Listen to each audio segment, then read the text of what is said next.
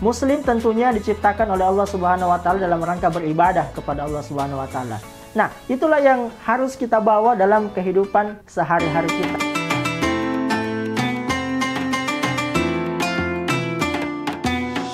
Assalamualaikum warahmatullahi wabarakatuh. Sahabat dakwah Sulsel di mana saja Anda berada, bagaimana kabarnya? Semoga dalam keadaan sehat walafiat. Alhamdulillah. Allahumma sholli ala Muhammad wa ala ali Muhammad.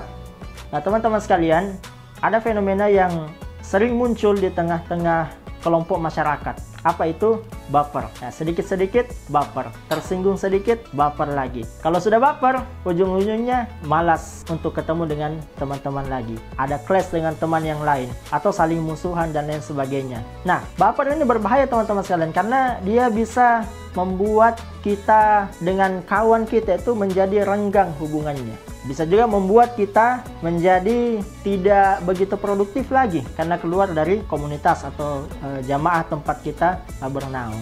Nah, teman-teman sekalian, kami akan sampaikan 3 kunci anti baper. Nah, kami singkat supaya mudah diingat dengan 3 ingat. Nah, yang pertama, kalau kita tiba-tiba baper, maka ingat yang pertama adalah ingatlah tujuan hidup. Teman-teman sekalian, ingat selalu bahwasanya ibadah ini menjadi tujuan kita, sehingga ketika ketemu dengan sesuatu yang tidak sesuai dengan ekspektasi kita, yang mungkin bisa membuat kita baper atau tersinggung dan lain sebagainya, maka ingatlah kembali tujuan hidup. Yang kedua, ingat selalu luruskan niat. Nah, jadi saya teringat sabda Nabi SAW bahwasanya innamal a'malu binniyat. Segala amalan itu tergantung dari niatnya. Nah, ketika kita menjalani aktivitas sehari-hari berinteraksi dengan orang banyak, mungkin bisa jadi kita akan menghadapi hal-hal yang tidak diinginkan atau hal-hal yang tidak sesuai ekspektasi kita.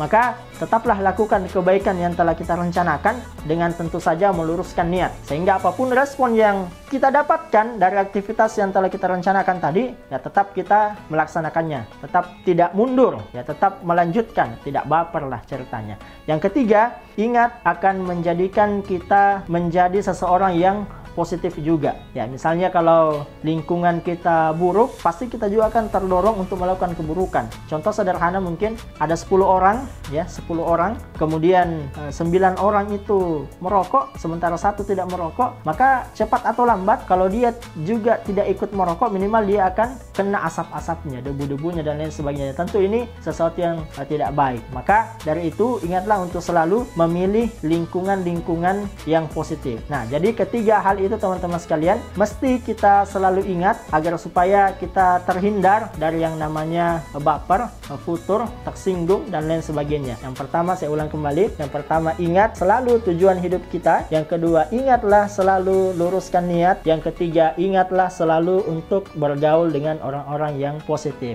Mudah-mudahan dengan ketiga langkah sederhana ini kita bisa menjalani kehidupan kita lebih bersemangat lagi, menjalani Ramadan kita dengan lebih produktif lagi, dan mudah-mudahan kita bisa terhindar dari yang namanya baper dan emosi-emosi negatif yang lainnya. Terima kasih. Assalamualaikum warahmatullahi wabarakatuh.